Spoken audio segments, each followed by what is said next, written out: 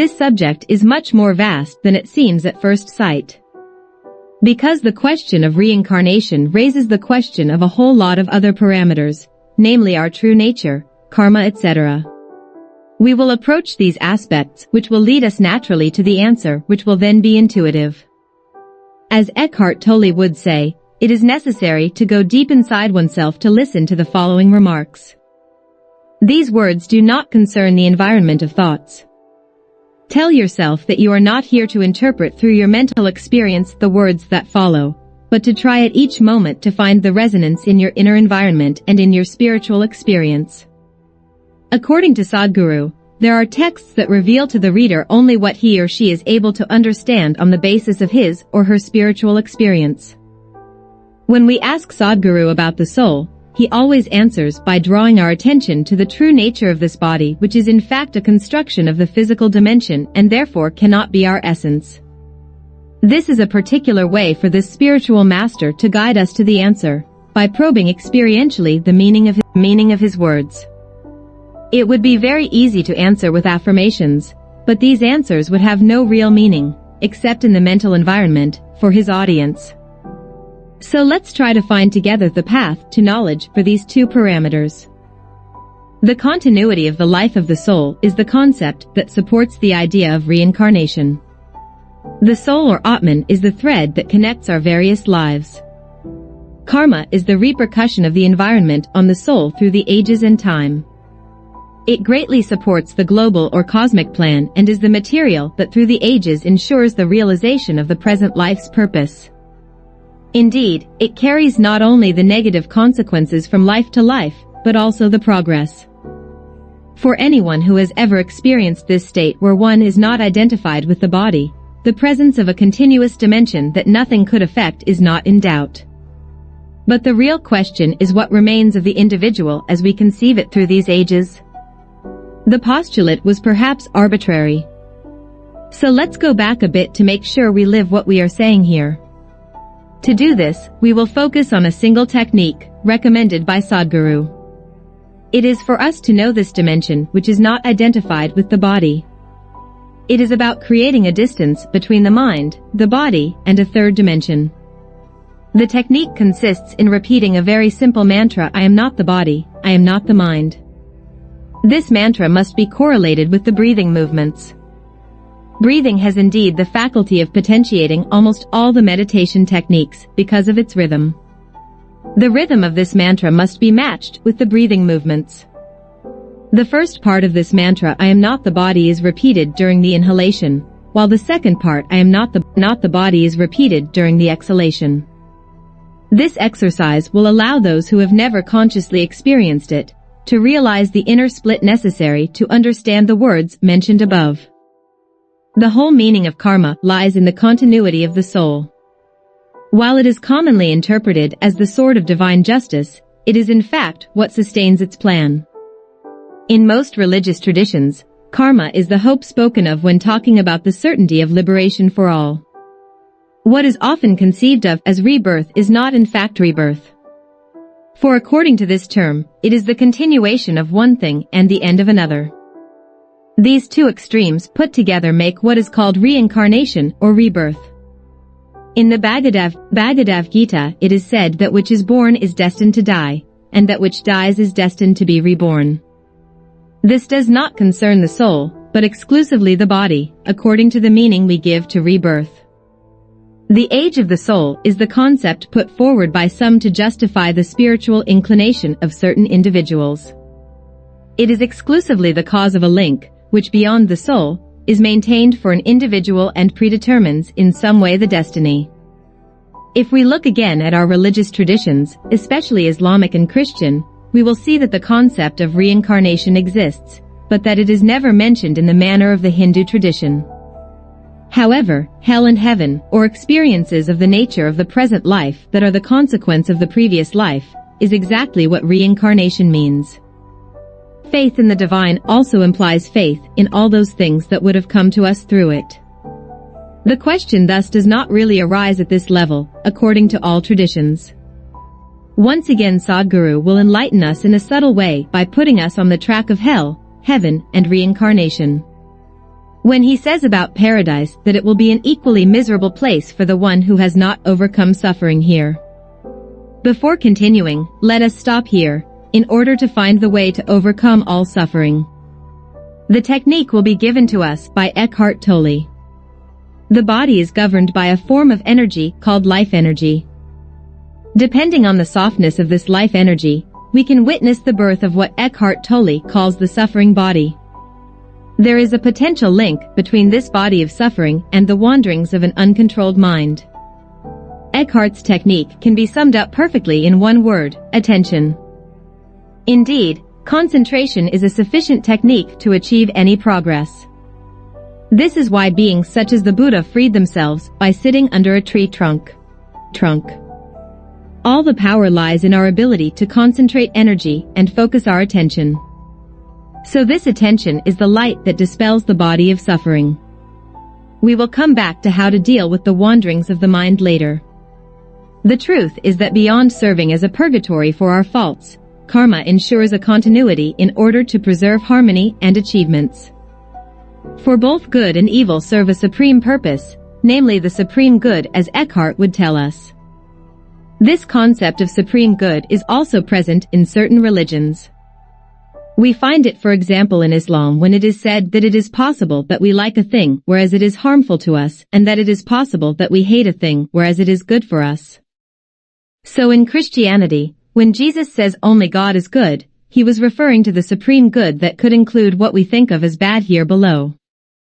For if Jesus had been good in the common sense of the word, he would not have overturned the tables of those who were playing in the house of God, nor would he have been such a problem for the powers of his time, as Sadhguru pointed out about him. I hope at this point that you have had a chance to do the mindfulness exercise I mentioned above. What does this wish I just made imply? It insidiously implies that I wish that you have had some negative energy in the meantime, called Suffering Body by Eckhart Tolle, in order to exercise your attention. This is exactly what life is all about for spiritual seekers. Without this negative energy, it is almost impossible for you to effectively exercise the dark dissipating power of light. Sadhguru pointed out in one of his talks that spiritual seekers wish a lot of karma on themselves, in order to dissipate it and thus free themselves more quickly. A top linear life does not have the resources to forge a stronger consciousness. The role of karma is therefore to make sure that we always have something to move us forward. The extreme example of the story of the circumstances that led to Eckhart's awakening is yet another example of this. For those who don't know, it was in a peak of emotional suffering and on the verge of renunciation, at the moment when he said to himself, "I can't take it anymore," that clarity about his true nature came to him. Thus, spiritual progress is not always correlated with favorable external situations. In all religious traditions and from the accounts that have come down to us concerning the prophets, this fact is also a constant. God would test more those who are closest to him. So what might seem like divine punishment carried by karma through time, may turn out to be the best thing it offers. Let's go back a little further for details concerning the divine, God, etc. in creation. Only the human being is able to savor in all consciousness the joy and serenity that comes from knowing that he is eternal, divine, etc. But for this, he must first expand his consciousness into the dimension that is concerned with these characteristics. This is the dimension to which the terms God, Allah, Supreme Consciousness, Brahman, Life, the Eternal, the Divine, etc. refer. But it is not a question of worshipping or loving them only, but of extending one's consciousness to them, aspiring to them and wanting to be intimately one with them.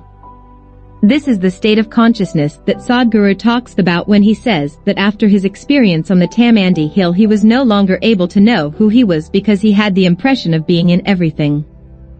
This can be compared to the concept of omnipresence that is talked about in religions. Eckhart will also tell us that attention is very vast so that it is everywhere and that the one who wears it shares the life of what he wears it on.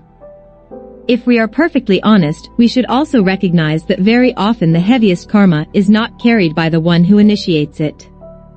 This annihilates the aspect of justice to focus much more on the aspect of balance and purpose. In fact, Each action that we take has repercussions that we will not necessarily suffer ourselves.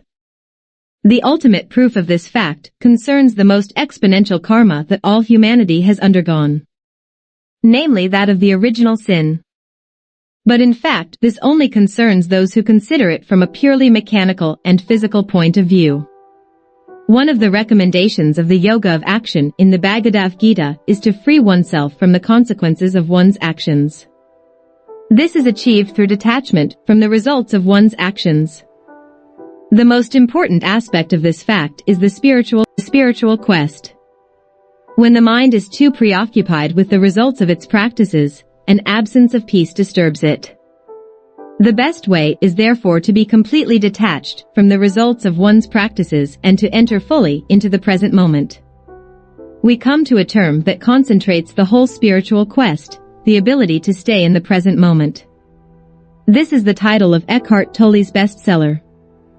However, to talk about it we will focus more on what Sadhguru thinks about it.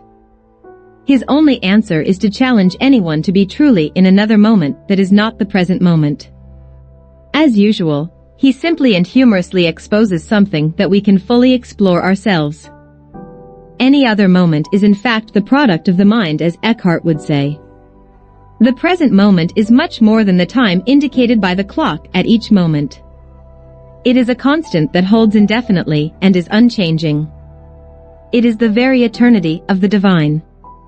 It is in this instant that the individual can find refuge from any emotional or mental suffering.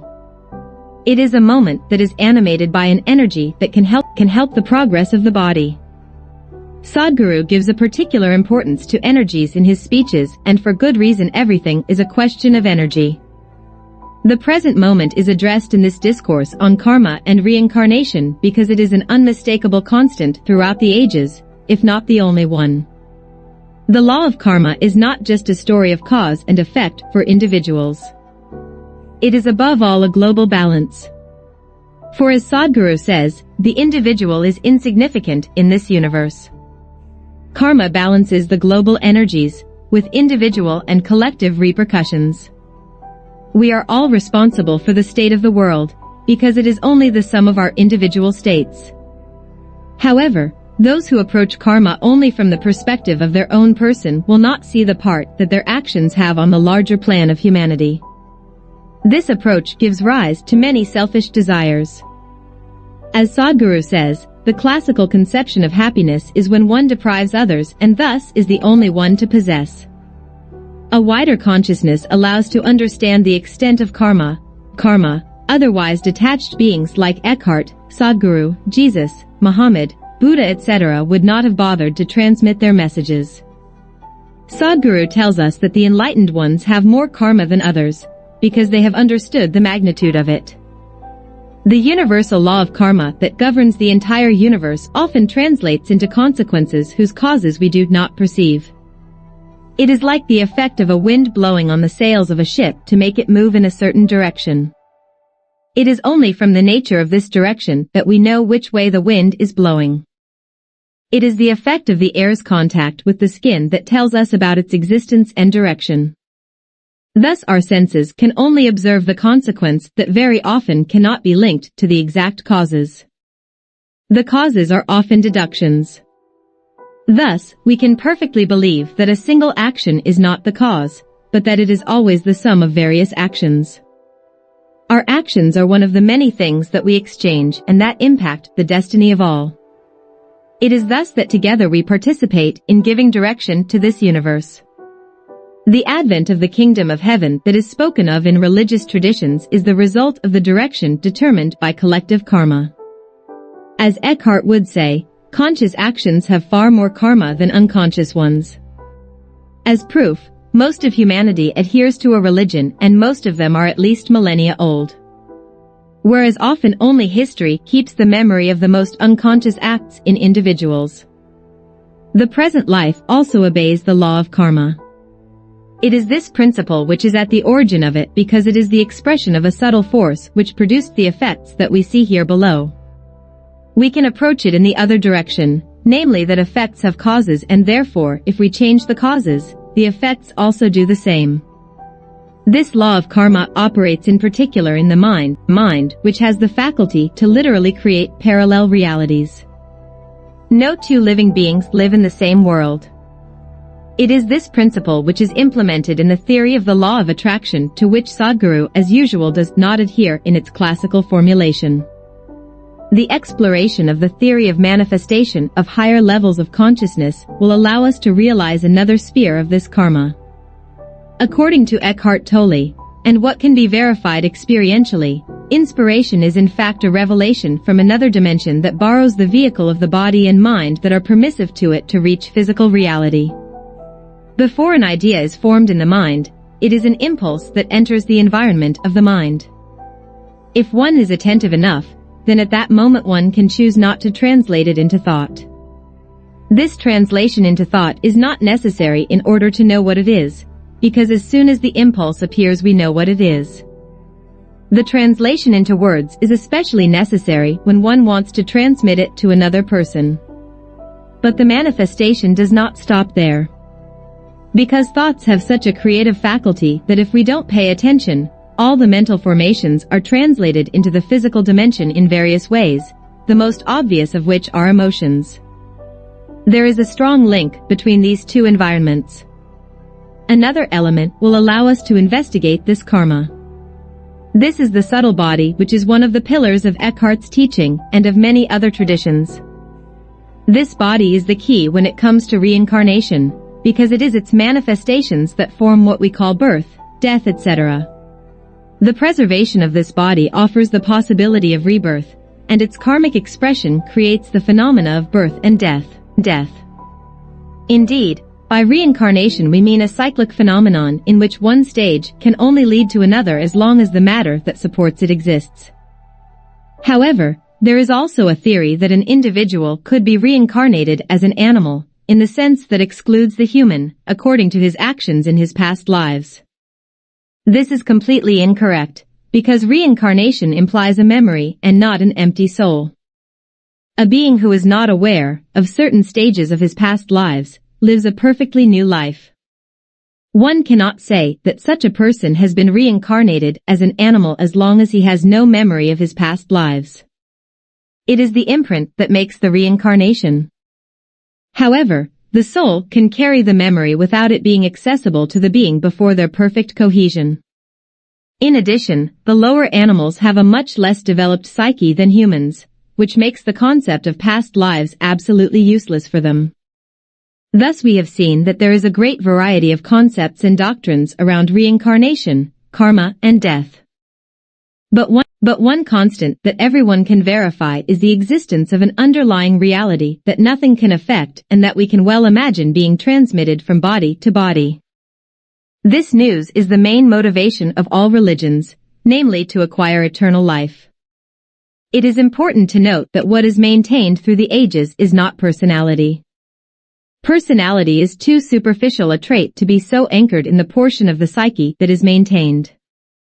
One recalls how Sadhguru literally decided on his present personality. Eckhart teaches that everything after I am is not who we really are. The sense of life and self-consciousness, coupled with certain events, is what is likely to remain through time. This is also true for the identity of the person. Still coming back to the example of Sadhguru, he tells us that in one of his past lives he was the slave of a person who despised him to the point of not wanting to touch him with his hand. This is the memory he has of his past life. But as for what remained in him from that life, apart from the progress, it is very likely that his personality is not part of it either. The whole purpose of these reincarnations is to experience life in another aspect when one has learned from the other aspects. It is therefore unnecessary in this case for life to maintain the same situation for a soul throughout the ages. Diversity of experience is a main point for spiritual progress.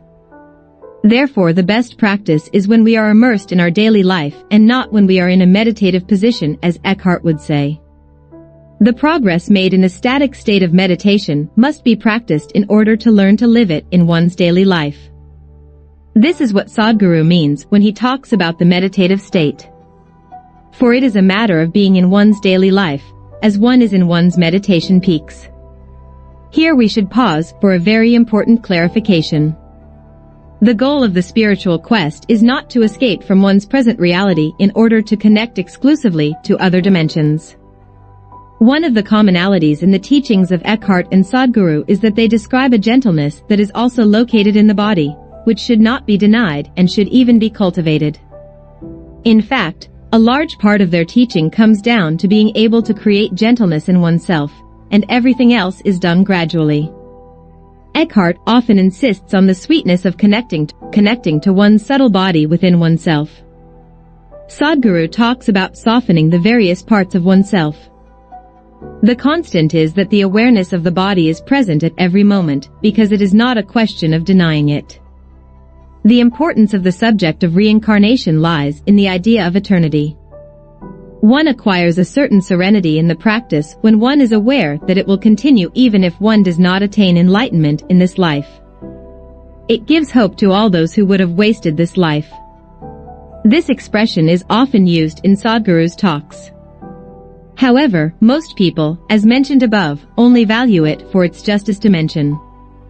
This is its least important part, if it exists at all. One can doubt its existence, because even if one adheres to it, one should realize that it is repeatedly violated by life. We would like karma to correct the one who has been unjust to us and against whom we can do nothing. But karma has such a role that it can neglect this personal aspect. Divine justice is such that it does not take into account the conceptions of human justice. Divine justice is to work for the return of the state of grace of the whole planet. That is why those who have risen in consciousness have often dedicated themselves to this work, to lead others to it. When Sadhguru had his experience, his first instinct was to share it with us. This was not the case for Eckhart, who waited until he could understand what was happening to him before committing to sharing his experience. It should be noted that both of them are detached from this experience, as evidenced by Sadhguru's escape to a forest, far from the comfort of human cities, and Eckhart's ending his studies when he was almost at the end. What motivated them, then, was not any desire but an impulse from the Supreme Consciousness, for that is its purpose. In the animal kingdom, which is driven by instincts, we find that despite the law of karma, the one that seems to reign is the law of the strongest. It is literally a reign of injustice where the weakest cannot hope for any salvation. However, the strongest remain, and this has been the case almost forever. While this is where the justice of karma should be seen, because animals are fundamentally subject to the laws of nature, they actually only know these laws when humans do not interfere. There are various karmic scales. That of the individual is the least important, and that of the present existence taken as a whole is the most important. Between the two, there is, for example, community karma or the karma of humanity. The transmission of knowledge through the generations is also important, and we are benefiting from its consequences even today. The ability of our generation to fly an airplane did not originate in this generation, but through many others. But all this is guided by a much grander plan. Everything is organized as a ladder so that each higher ladder uses the karmic path to communicate with the ladders below it. Consciousness uses this method to manifest itself in a body that will indefinitely birth, accumulate and renew its nature, as Sadhguru would say. However, during this motion of all forms and in this ladder, there is the one unchanging thing that is at the top of the ladder. Only there can one claim to have freed oneself from karma. When the yoga of action advocates being withdrawn in action, it means that one must do them while remaining connected to the higher, or highest, plane to which one has access. This seems to contradict Sadhguru's statement that the awakened ones were those who had the most karma. However, let's take the time to understand the nuance here. There are various elements that will help us understand this phenomenon. The first is that karma is also a means of transmission from one level of consciousness to another. The second is that it always operates from the highest to the lowest level. Then the third is that we have to distinguish between being subjected to karma and being at the origin of it. The highest beings, who are therefore in the highest planes of consciousness, benefit from an enormous potentiating effect of their karma. They are able to do what is called right actions. This is found in the teachings of Sadhguru as well as Eckhart. But before we say exactly what it is, let us remember once again that well over 80% of the world is still subjected to the karma of beings who were of high consciousness. Religions are indeed nothing else than the legacy of the life of individuals who have imparted to the world a great amount of karma in one lifetime. What these people manage to do is the very proof that the highest levels of consciousness have a much greater effect on others. Here we have gone a bit far to find the proof. For Sadhguru is a living example. His foundation, Isha Foundation, has more than 9 million people. There are many more if you count his huge internet audience. And the potential effect is not limited to this, because the power of action of this community is gigantic. The power of this community is gigantic, as evidenced by the fact that it has been listed in the Guinness Book of Records for planting 852,587 trees in one day. All this is proof that by raising one's consciousness, one is able to mobilize much more karma. Coming back to Eckhart's and Sadhguru's teachings regarding right actions, the former recommends maintaining a state of mental emptiness when a situation arises in order to receive the best solution. It is painful for some to follow Eckhart's lectures because of the excessive pause time that appears during his talks. He recommends that his audience pay as much attention to his words as to his silence. According to Sadhguru's approach, this is called clarity. According to him, the rightness of an action depends on the clarity from which it arises. Here too it is appropriate that we pause to understand the relationship between the individual and the Supreme Consciousness. According to some concepts, the individual would be a subdivision of the Supreme Mind, but what needs to be said is perhaps that the individual is one of the multiple forms of expression of the Supreme Consciousness. A comparison by Eckhart Tolle will help us understand this better. He often compares the individual to the sunbeam.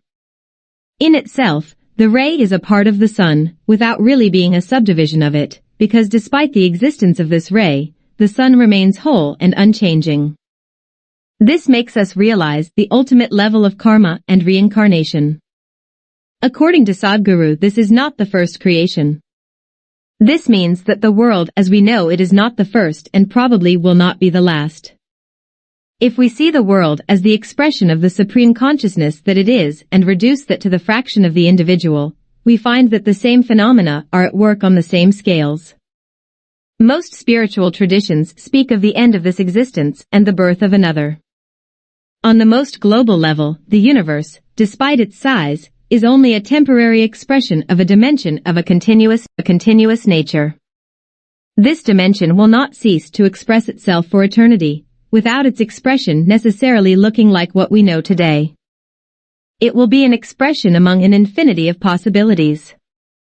Let's go back to one of Sadhguru's recommendations and see what it implies.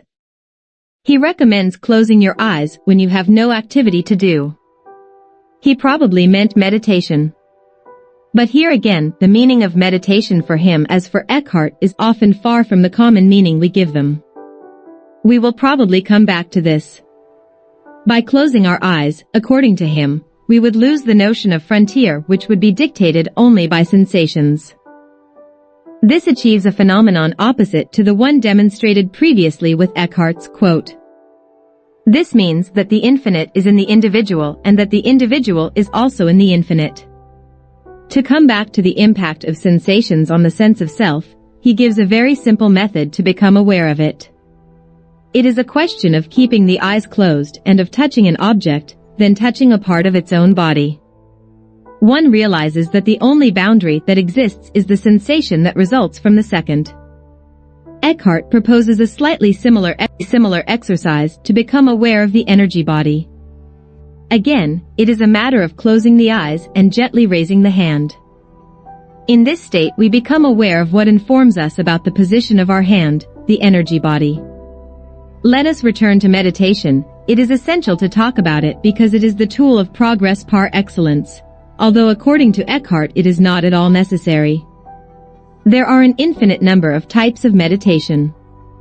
They can, however, be classified into two classes. The first is the nature of the concentration and the second is the situation of its realization. As for the type of concentration, we have concentration meditation and mindfulness meditation. Both of them have particular advantages. Since we are talking about Eckhart, we should point out that the expression mindfulness is not accurate according to him, because it gives the impression that one fills the consciousness with something, which is not the case. We use it here only to be able to link it with other texts that use it. Concentration meditation allows one to exercise, as its name indicates, one's faculty of concentration, whereas mindfulness would rather privilege attention. Concentration and attention are the two indispensable means for spiritual progress. The purpose of the exercise of concentration is to become aware of an incredible phenomenon. In fact, concentration in an advanced stage takes the form of a projection of oneself into the object of concentration. At this stage it becomes much less difficult, because it is just the consequence of a decision and does not require much effort after the decision is made. The purpose of exercising attention is to become aware of the calm and peaceful environment from which it is exercised. We thus realize that concentration and attention both lead us to self-discovery. The next classification that can be made for meditation will allow us to understand the main distinction between the approach of Sadhguru and Eckhart. Meditation can be done in a static state, in the lotus position for example, and in this case we will call it static meditation. It can be done in movement in daily life, in which case it is called active meditation or yoga of action according to the Bhagavad Gita. The main form of meditation that Sadhguru teaches is rather a static form of meditation, although the goal is to be in a meditative state in one's daily life. This classification is not exclusive, as some of the techniques he recommends are classified as active meditation. Eckhart recommends active meditation. According to him, static meditation would only have short-term benefits, as they often fade away when one immerses oneself in active life. The world can be interpreted as the perpetual motion of energies. But this motion has no meaning unless it is guided by an underlying will of a higher spirit. Thus this same will guides karma, giving the appearance in the moment or for the individual of a punishment or a mechanical consequence. It is only by identifying the underlying will that these phenomena take their rightful place. The same phenomenon occurs in each of us. Sadhguru often emphasizes a principle of inclusiveness which would be the solution to all the ills of humanity, of which man is the origin. Through this inclusiveness, the individual aligns his will with that of the cosmos and enters, as it were, in resonance with its phenomena. This confers to his actions a much more important scope. Let's pause here to try to realize this spirit of inclusion. The technique will be given to us by Eckhart Tolle. As we said earlier, attention is central to Eckhart's method. Here it is a matter of paying attention without intention, as Sadhguru would say, or attention without thoughts to an object or another living being. This form of attention on a particular object takes the form of effortless concentration in which, as said above, one shares the nature of what one is paying attention to. This technique taken to the extreme is the secret of Sadhguru's and Eckhart's intuitive knowledge. Although Eckhart studied philosophy, he insisted in his lectures that his answers did not come from what he had learned there, but that they arose spontaneously without his making the effort to acquire them. Hence the importance of moments of silence in his speech. As for Sadhguru, he once answered a question about the origin of his knowledge by saying that he was old and therefore had had time to experience a number of things. However, the explanation is not limited to his age. His knowledge often coincides with famous teachings, although he did not have any book knowledge of these teachings. For as he often says with humor about himself, he is illiterate. But in reality, no, not really illiterate, although reading is not one of his favorite pastimes and his studies have not gone as far as Eckhart. This is his way of saying that his knowledge has another source of which he gives us a clue. According to him, when he wants to know something, he just has to close his eyes. This concerns especially the knowledge related to the nature of man. As for the knowledge relating to the other phenomena, he speaks about clearness, the faculty to see the things such as they are. It is this faculty that seduced all his audience, by the simplicity and the clarity that he brings to questions that are often answered in a very complex way. Let's go back a bit, to continue with the exercise we were talking about a little while ago. We were trying to observe objects without thoughts. However, we have not yet said anything about how to eliminate thought. Sadhguru and Eckhart will give us clues for that. I might as well tell you from the start, it is impossible. What is impossible is to try to silence the thought, by the force of will alone. When Sadhguru is asked about this, he often asks why we want to stop thoughts. Then he goes on to ask, if we would like to stop our heartbeat as well. And when he allows himself to elaborate on this question, he says that the mind is such that when we try to constrain it, it becomes much more confused. One of the teaching tools that makes him special are the tales and stories of people from the past. To illustrate this phenomenon, he tells the story of a man who thought he could avoid thinking about a monkey, but in the end could not stop thinking about it.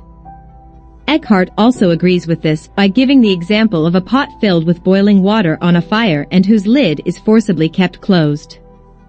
In doing so, the outburst will be much more violent later on. By nature, the mind responds violently to compulsion.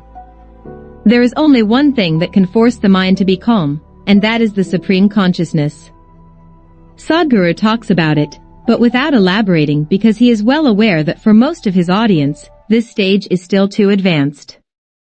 He talks about it when he says, among other things, that we suffer from the mind because we cannot manage it, and that if we could handle it as we handle our hand by ordering it to do absolutely everything we want and only what we want, we would suffer much less. But as said above, this is still too early for most human beings. In addition to this technique which employs supreme awareness, we have two others to calm the mind.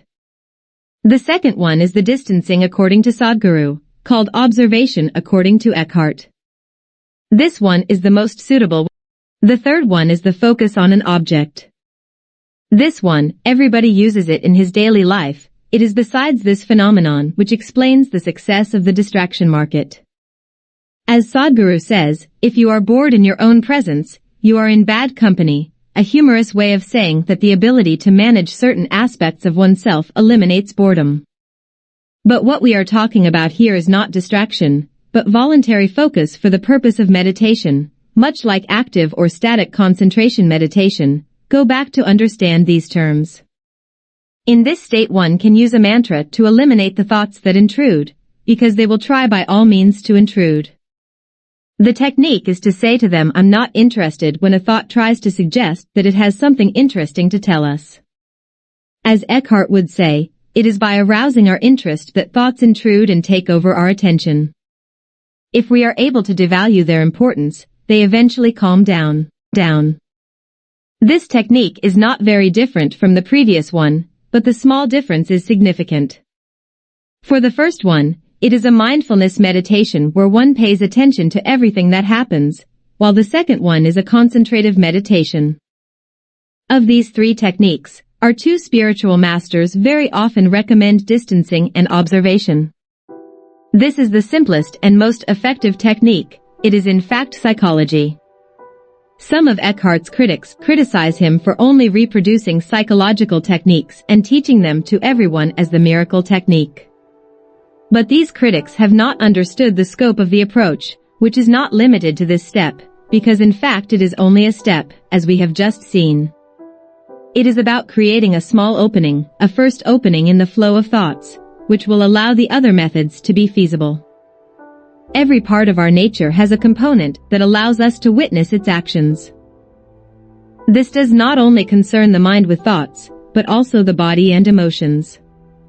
This witness is not of a different nature, but has different characteristics, including hindsight and peace.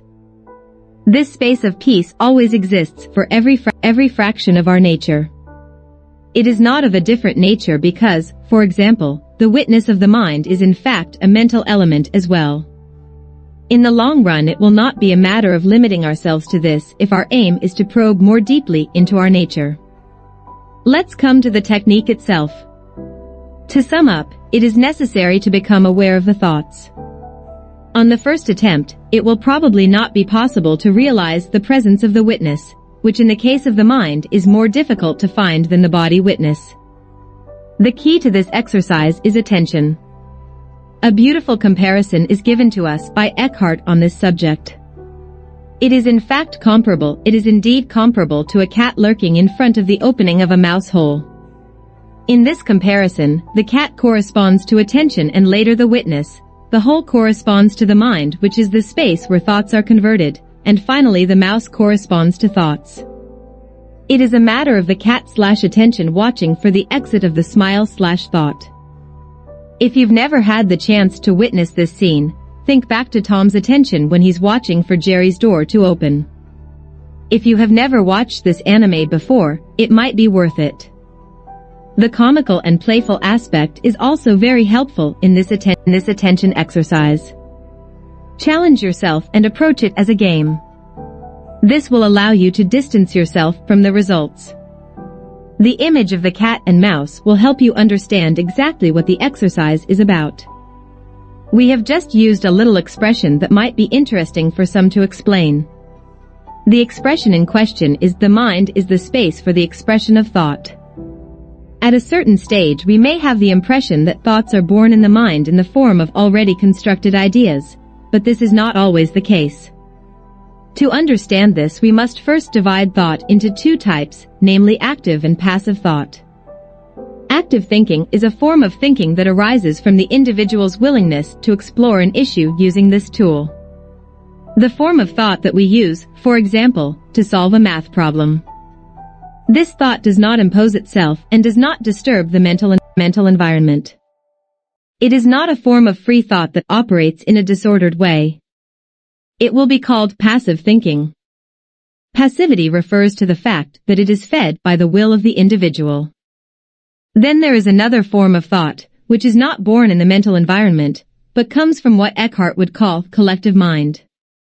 This form of thought imposes itself, and can be totally out of step with the reality of the individual.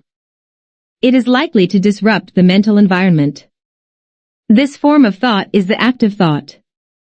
It is the object of all our techniques. The goal is not to stop thinking, but to prevent thoughts from imposing themselves by monopolizing our attention. A more advanced level of the cat and mouse technique described above is to be aware of the very moment when the thought is born as an energy impulse in the mental environment and is not yet expressed in words. At that moment you already know what it is and you can choose not to express it by rejecting it. This technique is the door that opens to the field of possible powers involving the world of thought. For yes, there is a world of thought in our world today. This is where the crazy and totally out-of-phase ideas that we can have come from. Becoming aware of the impulse that translates into thought gives immense control over the mental environment. Let's go back to our cat and mouse technique and point out that this is the main technique of Eckhart's teaching. But, what does Sadhguru give us in this regard? Besides recommending us to observe the thoughts, he also gives a technique. But we are going to focus on a recommendation that completes what we have said so far. He recommends that we sit down, close our eyes, and allow ourselves time to observe the ramblings of our mind. As simple as that. But what we can add to what we have said is that once we are aware of the nature of this part of our mind, it is only a matter of choice in our daily life, because we then have all the tools to manage them. What this recommendation implies is that the experiential realization of a phenomenon is often all that is missing to make progress. What is also important here is that it is not enough to know it, but to do it in order to realize it. The line between the two is huge. For as he humorously says, yoga is a wonderful thing, but the only problem is that you have to do it. We will not dwell here on what he means by yoga, we may do so in other books. Let's spend more time analyzing the mind to see what happens to thoughts after they have apparently dissipated. Thoughts and actions are stored in our mind, physical or intellect. The storage in the physical mind has been proven by science in the case of athletes under the name of muscle memory. The same phenomenon occurs in the mind. Sadhguru often repeats that there are various types of memories and that our physical appearance, which is similar to those of our ancestors, is a proof in the case of the body memory. Thoughts stored as impressions can be expressed as desires. But these desires are, because of this anchoring, very strong desires which must be dissipated, otherwise, according to Vedanta, they would be causes of multiple reincarnations. This means that their impression is such that it can permeate the psyche and be transmitted from one body to another. This underlines the particular importance of the mind, which seems to be the essence of Eckhart's teaching, but also of Sadhguru's. Sadhguru often sums up his method in the following words: "Whoever sits without playing with his mind will find himself in a state of ecstasy." The mind is the only real obstacle in spiritual progress. Being the main thing that distinguishes us from other species, and being an advancement of earthly life, even its pinnacle, the mind should not be that much of an obstacle and spoils our life, according to Sadhguru. So it is imperative for every human being to do this work with the mind. Let's continue the analysis of mental functioning. This will be one of the last topics covered in this collection, so that it will be succinct enough not to overload your quest with content. The other very important element in this quest is the strength of your will and your aspiration to progress. At any given moment in the mind, only the strongest aspiration is fully expressed. This is why the strongest desires are almost instinctive. One way to stay on course is to find a way to intensify this aspiration to progress. A simple way to do this is to use the principle of functioning of the mind described above, namely that mental activities often leave imprints in the form of impressions which can later be expressed as desires. The method will therefore consist in multiplying these impressions in the direction that one desires for oneself, exactly as if one were training a muscle to execute a particular movement. By dint, this muscle will do it in an autonomous way without being able to be stopped in its momentum. In the case of the mind, the goal is to make sure that this momentum is always directed towards our main goal without other desires interfering with the process. We are going to use a means that has been used by religious people for a long time, that of the multiplication of reminders. The feeling and the will that you have after reading a book on spirituality or after listening to your favorite guide is not enough if you only do it once in a while. It will be a matter of multiplying this impression. In this context, Eckhart recommends a technique that consists in putting around you, in the environment you live in, objects that often remind you of this aspiration. Having friends who abound in this sense is also an invaluable help. The goal, however, is not to suppress all desires, but to order them so that your life is not guided by desires corresponding to instincts. It is interesting to note that there are rare people who bite life to the core as much as Sadhguru, but he does so in a setting where he does not get lost in the process. It should be noted that our body has developed only to satisfy its desires. You have certainly noticed the salivation that occurs in your mouth when you think about food, or the changes that take place in your sex when you have sexual desires. This body would not exist if there were no desires. We are all in a way the children of these desires. It is Sadhguru who makes this observation. But individually it is a question of organizing them temporally and hierarchically so that they do not completely overshadow the other aspects of our existence. Sadhguru makes a remark on this subject by saying that an individual who devotes himself too quickly in his life to certain practices is preparing himself in the future to live confusions. It is necessary to give time to the system to acquire a certain stability before devoting oneself to certain practices. It will be for us also to give time to our system to establish these priorities before indulging in certain practices. Because beyond what Sadhguru says and in accordance with the context of this book, we may well be wasting not just one life but many. For when we allow ourselves to become too deeply imbued with the system that sustains these desires and reinforces them, we are likely to carry it from life to life. The importance of reincarnation is such that it was one of the first concepts of the very first forms of Indian religions. Indeed, in a very distant era, the Indians did not know the current forms of religion. Their beliefs were limited to that of a transcendent being of whom everything was the expression and to whom everything returned after many reincarnations. It is from this main concept that the other religions were born. This fact is not new. The scenario in which the Bhagavad Gita and all of Krishna's discourse takes place focuses on these phenomena. The phenomena of the soul, karma, and reincarnation. Because from this comes everything that we have as religion and practices. In the Mahabharata, it says, just as when a man casts off an old garment, he puts on a new one, so the soul, casting off the worn-out body, puts on a new one, avoids the evil paths that lead to hell, works out its salvation and heads for heaven. Let's go back a bit to give a precision of great importance as to the origin of actions. Desire-driven actions are primarily aimed at the survival of the species. But they can also come from another source. Sadhguru's detachment in the work of his foundation is what makes it strong. The detachment that Eckhart shows in his teachings is also what makes it strong.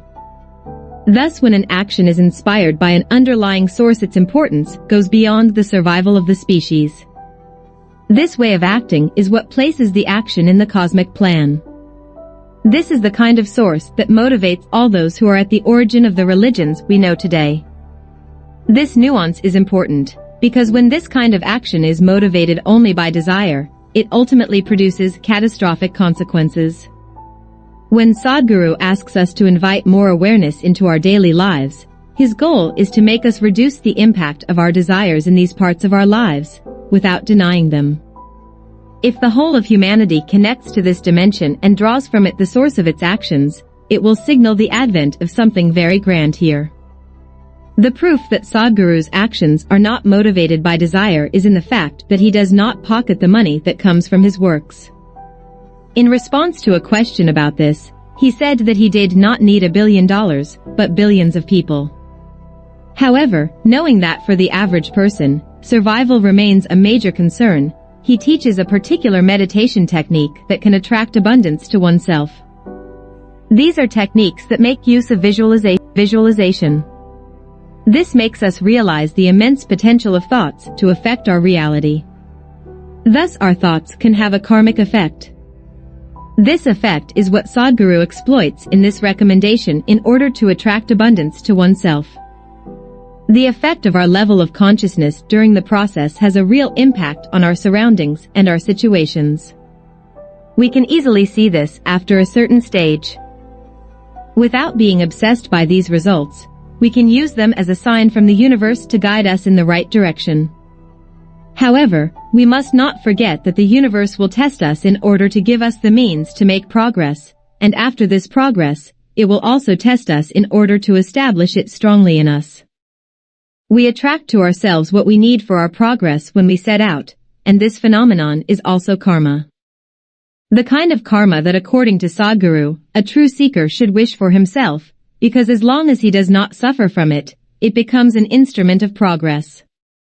We have already discussed ways of not suffering from our progress. The path of karma is the only way to truly gain power of action.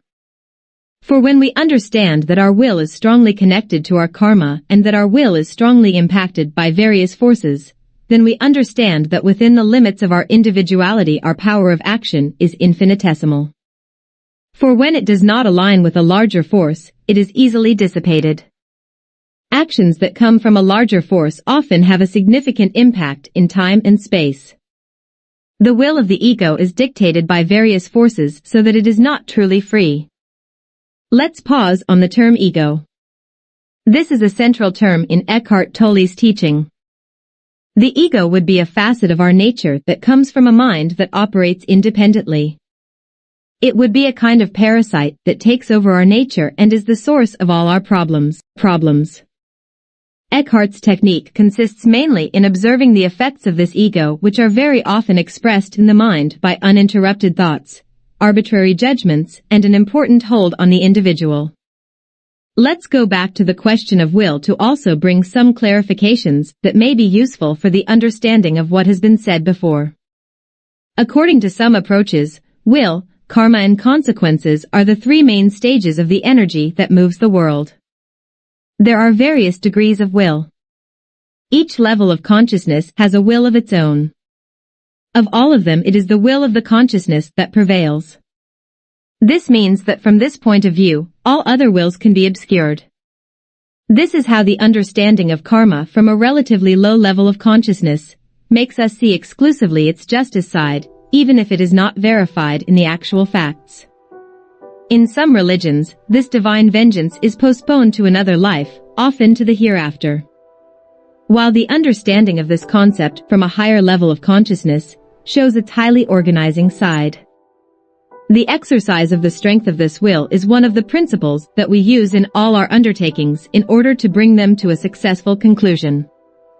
To give an example, this willpower is necessary for a person who is trying to lose weight. The more you exercise your willpower in this direction, the more you will achieve your goals. But because this willpower is individual and therefore rises from an insignificant fraction of humanity, it is subject to many disturbances, hence the much greater efforts to maintain it. On the other hand, when we raise the level of this will, we are supported by the whole cosmos. As our two spiritual masters would say, everything is organized in such a way as to make us evolve spiritually. In history, we can cite examples of people who have manifested this will to the extreme. It should be noted that the lowest wills are fed mainly by rewards. This can be seen even in the animal kingdom. When an animal is asked to make an effort in exchange for a reward, it will first evaluate the relative importance of these two parameters before deciding whether the effort is worthwhile. Whereas for the highest wills, they are often not motivated by any reward, as we have already pointed out for Eckhart and Sadhguru. In history there have been various prophets who have lost their lives for this work, while ultimately due to their detachment they already had absolutely everything they really wanted. These actions are not motivated by rewards, but are just an expression of their nature. Finally, we will highlight one of the most important recommendations made by Sadhguru. When one is interested in spirituality, one quickly finds oneself faced with a multitude of techniques and information that one cannot manage. One risks to go quickly from one technique to another without really taking advantage of any of them. Sadhguru gives a very wise advice by recommending to choose a technique and to stick to it. This is the first in a series where we will compare the teachings of various contemporary spiritual masters. Stay tuned for more. In the meantime, I wish you good meditations. Sadhguru once highlighted Patanjali's text by saying that it was the kind of text that could be read over and over again and that its meaning would constantly adapt to our readings. In this same spirit, I wrote a book entirely made of hyperboles so that its meaning would be as faithful as possible to the experience I wanted to share. It is called Les Periples de la Conscience. Don't hesitate to go and have a look at it. It is a collection of 43 texts that I recommend to read gradually. You can directly copy its ASIN, B08QZ5YGMC, in the Amazon search bar. It is only available in French.